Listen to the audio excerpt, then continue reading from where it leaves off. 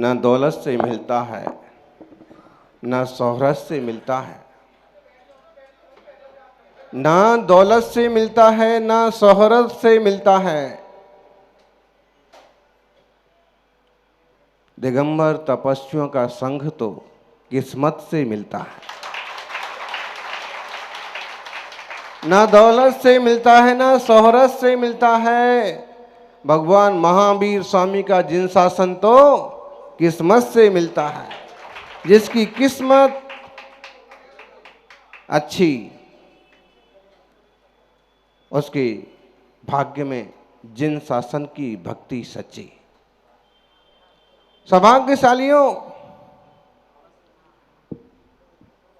लेकिन किस्मत को सब लोग नहीं जगा पाते हैं। कोई बिरले होते हैं जो लाभ पाते हैं। कई बार किस्मत चमकना चाहती है,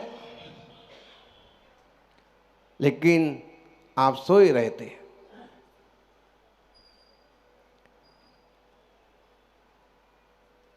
अवसर का लाभ लेने के लिए भी हिम्मत और साहस और किस्मत की जरूरत होती है।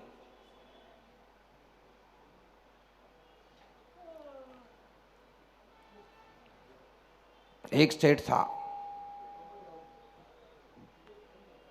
सेठ था,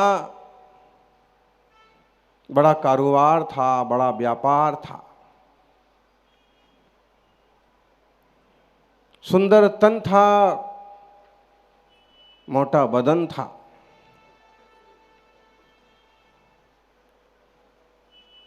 बहुत कुछ था, नहीं था तो सिर्फ धर्म ध्यान नहीं था।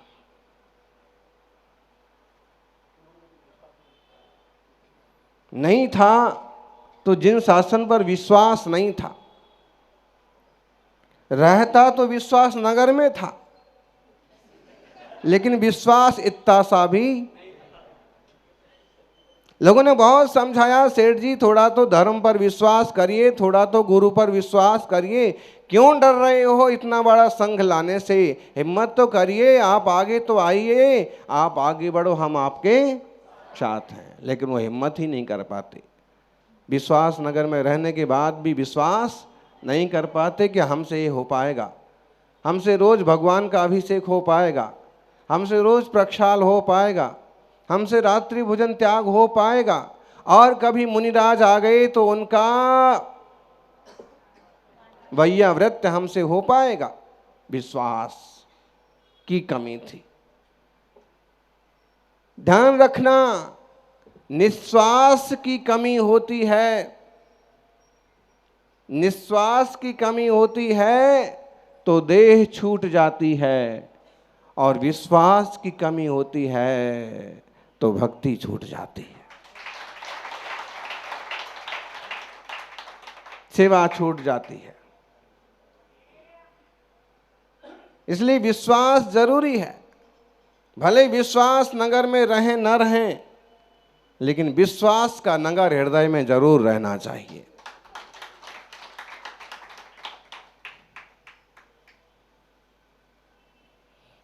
जरूरी नहीं है कि आप राम गली में रहें, लेकिन राम आपकी गली में रह जाए तो भी बेड़ा पार हो जाएगा। सौभाग्यशालियों, सेठ के साथ यही समस्या थी। साहस की, धैर्य की, विश्वास की कमी थी। व्यापार में तो रोज नोट छापता था। लोग कहते थे सबसे ज्यादा कमाई इसकी है, और पता नहीं कितना सारा धन कमाता है। लेकिन जितना धन कमाता है उतना धर्म में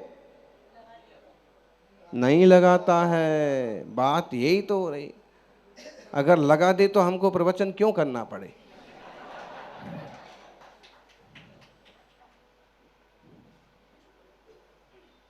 धर्म में नहीं लगाता है। इंसान सोचता है कि जोड़ो जोड़ो जोड़ो जोड़ो जोड़ो, और जोड़ो जोड़ो जोड़ो करने वाले जोड़ते रह जाते हैं, माथा फोड़ते रह जाते हैं। अपने पिता का मकबरा बनाते हैं। और वो यही सोचते हैं कि इससे अच्छा किसी और का मकान नहीं है, किसी और का मकबरा नहीं है, लेकिन उससे अच्छे अच्छे और बनते चले जाते हैं, वो अपने भुलावे में रह जाते हैं। समझना, संसार की चीजें तो किसने कितनी अच्छी नहीं बनाई हैं, बोलो। संसार की चीजें तो किसने कितनी अच्छी नहीं बनाई हैं। किसी ने घर अच्छे बनाए हैं, किसी ने मकान अच्छे बनाए हैं, लेकिन कोई भाग्यवान है जिनने मन अच्छे बनाए हैं। कोई सौभाग्यशाली हैं जिनने मंदिर अच्छे बनाए हैं। गोमटेश्वर बाहुबली को खड़े करने वाले स्वर्गों के सुख भोगते हैं, ताजमहल में पत्थर लगाने वाले नरकों में डूब जाते हैं, भव भव के दुख उठाते हैं। अशुभोपयोग और शुभोपयोग अपनी बहुत बड़ी महत्ता रखता है। किसी का मन लगता है कि मंदिर बनवाएंगे, और किसी का मन लगता है कि मकान बनवाएंगे। मकान बनवा रहे थे, बहुत सुंदर, एक एक चीज अपने आंखों से देख के, और कभी कभी अपने मित्रों को बताते कि सारा का सारा नक्शा मैंने अमेरिका के इंजीनियर से बनवाया है। हिंदुस्तान में तो ऐसा इंजीनियर मिला ही नहीं है। अमेरिका के इंजीनियर से बनवाया है नक्शा। और सुपरवाइजर के लिए इंजीनियर तो हैं ही, मैं खुद भी खड़ा रहता।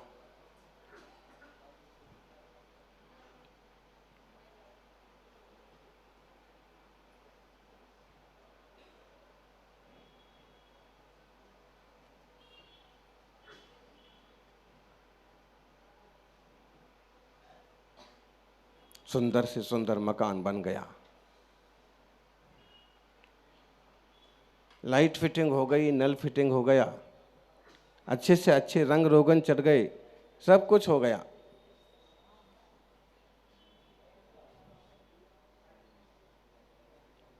गृह प्रवेश हो गया,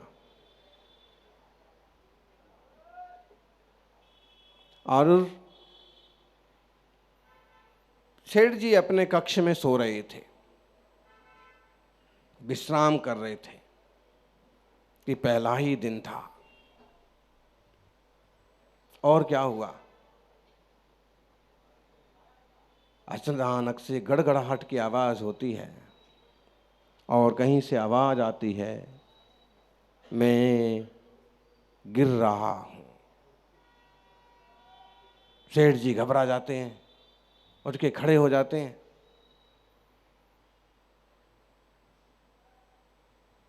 आवाज कहां से आ रही है, मामला क्या है।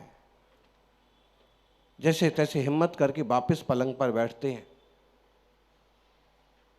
नींद जोर से आ रही होगी। सपने में जब कोई भूत दिख जाता है आपको तो नींद आती है, और सचमुच में जिंदगी भर किसी भूत के साथ आप रहो तो नींद आती है।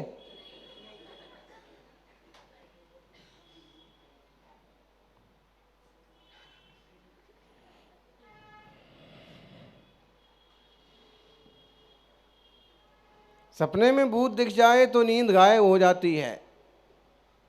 सेठ की नींद गायब हो गई, फिर भी आधी रात है, थोड़ा तो सोना पड़ेगा, विश्राम तो करना पड़ेगा।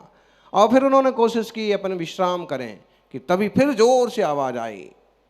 क्या आवाज आई, मैं गिरता हूं। वो विचार में पड़ गए कि क्या गिरता है, कहीं छत तो नहीं गिरती है, कहीं फैन तो नहीं गिरता है, इतना कीमती जो फानूस लगाया है ये तो नहीं गिरता है, क्या गिरता है, कौन है, क्या है। डर गए बुरी तरह से, कुछ तो मामला है। देख कोई नहीं रहा है और आवाज, डर तभी पैदा होता है कि कोई दिखे ना और आवाज आए।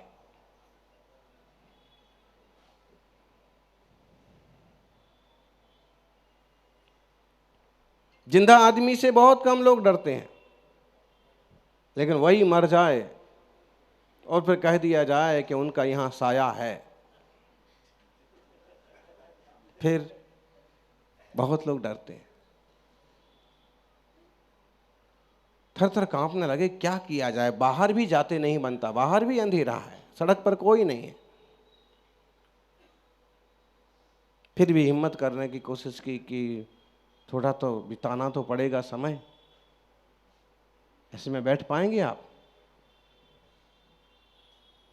फिर भी बैठने की कोशिश की, थोड़ा सा भगवान का नाम जपा। सुन रखा है कि नमोकार मंत्र का जाप करने से भूत पिशाच के डर भग जाते हैं, कोई शक्तियां नुकसान नहीं पहुंचाती हैं। और नमोकार मंत्र का जाप भी चालू कर दिया। और नमोकार का जाप करते करते भी मन में लगा तो रहता ही है, पता नहीं नमोकार मंत्र का प्रभाव पड़ा कि नहीं पड़ा, वापिस समस्या तो खड़ी नहीं हो जाएगी। और अक्सर आपने लोगों को कहते हुए सुना होगा, और महाराज जी के पास आएंगे और बताएंगे अपनी समस्या, और मुनिराज कहेंगे करो नमोकार मंत्र के जाप, तो वो कहेंगे महाराज जी कुछ और बताओ आप, नमोकार मंत्र तो हमें आता है, नमोकार मंत्र तो हम जपते हैं, कुछ और बताओ। सेठ जी नमोकार का जाप करने लगे। नींद तो आ ही नहीं रही थी, डर तो लग ही रहा कि तभी जोर से फिर आवाज आई, मैं गिर रहा हूं। वो घबरा गए, उठ के खड़े हुए, दरवाजा खुला और भाग खड़े हुए बाहर। क्या गिर रहा है, उसमें दब के मैं मर तो नहीं जाऊंगा, क्या होगा, मामला क्या है? बाहर निकले तो पड़ोस मोहल्ले के कुछ लोग भी इकट्ठे हो गए, जैसे तैसे संभाला, हाथ पांव गरम किए, सांसें उनकी स्थिर की। क्या बात हुई, इतना क्यों घबरा रहे? उन्होंने कहा बहुत गड़बड़ मामला है, लेकिन तुम लोगों को क्या बताएं, बताना तो पड़ेगा। उन लोगों को बताया, लोगों ने कहा कि साहब, सेठ साहब, पक्का इसमें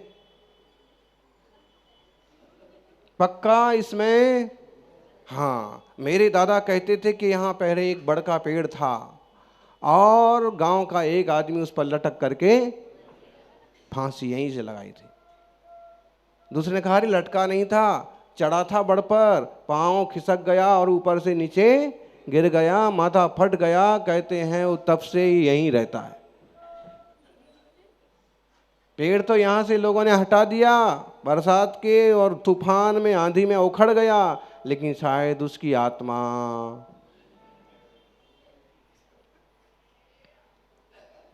इंसान परमात्मा से डरे न डरे, आत्मा से घबरा गया कि मामला ऐसा है, तुम लोगों ने बना रहे थे जब मकान, उसके पहले क्यों नहीं बताया? लोगों ने कहा कि हमें क्या मालूम था ऐसे, लेकिन है पक्का, कुछ तो है। और वैसे अपना छोड़ छाड़ करके और पड़ोसी के यहाँ थोड़ी और रात थी, थरथराती हुई रात बिताई, और सारी की सारी बात बोली हम अब सम्राट को बताएंगे, राजा को बताएंगे, वही कोई रास्ता निकालें, उनकी नज़र में कोई बढ़िया तंत्र मंत्रवादी हो, कोई हो तो जब पहुंचे राजा के पास, राजा को सारी बात बताई। राजा विचार में पड़ गए, ऐसा कैसे हो सकता है और मामला क्या है?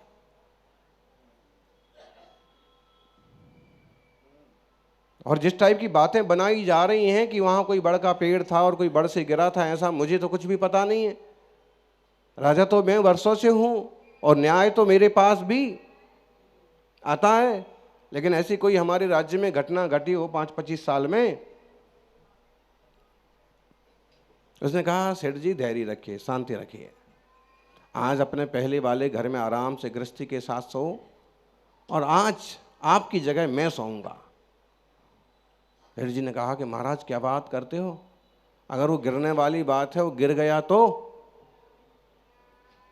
जो होगा सो होगा, देखा जाएगा, लेकिन तुम्हें डरने की कोई जरूरत नहीं है।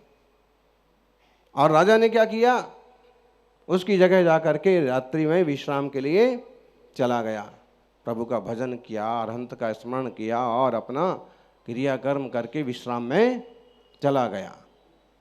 उसे भी सारी बात मालूम पड़ी थी, इसलिए नींद तो पक्की आ नहीं रही थी। किसी धर्मशाला में आप रुकने जाओ किसी कमरे में, और वहाँ कोई चौकीदार बता दे कि भाई अब कोई खाली नहीं है, एक नंबर यही बचा है खाली, तो आप रुक सकते हो, लेकिन पिछले साल इसमें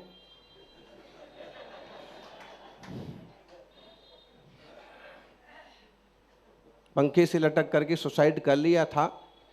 ऐसे डरने की कोई बात नहीं है। अब आप आराम से रुकिए। कौन कौन रुकना पसंद करेगा? राजा शक्तिशाली तो था, लेकिन फिर भी बात तो बात है। और फिर भी निद्रा में जाने की कोशिश करने लगा कि 12 बजे का टाइम हुआ और 12 बजे की घंटी के घंटे बजने लगे। कितने घंटे बजेंगे? और जैसे ही घंटे 12 पूरे हुए कि जोर से आवाज आई घड़घड़ाहट के साथ, क्या? मैं गिरता हूं। राजा खड़ा हो गया, तलवार खींच ली, इधर उधर देखा, कोई नहीं दिख रहा। फिर थोड़ा सुस्ताने शांति से बैठा। फिर आवाज आई तो अब की बार राजा ने आवाज लगाई कि कौन है, सामने तो आ।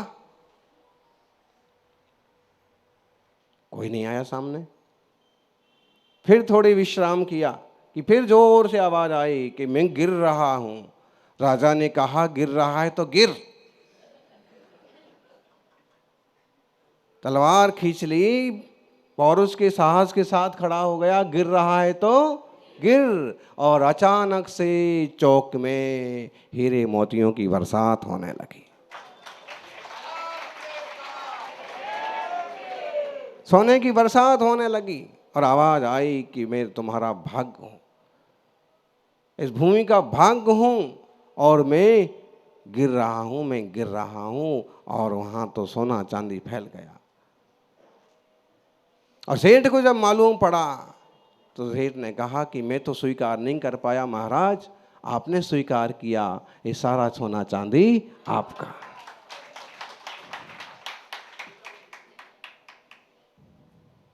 कई बार ऐसा होता है कि कायरता या कमजोरी रखने वाले नहीं पाते हैं, और साहस रखने वाले गिर रहा हूं गिरो, और वो पा जाते हैं। विश्वास नगर वालों, संघ की गंगा की धारा भी गिर रही है, और जिसने लाभ लिया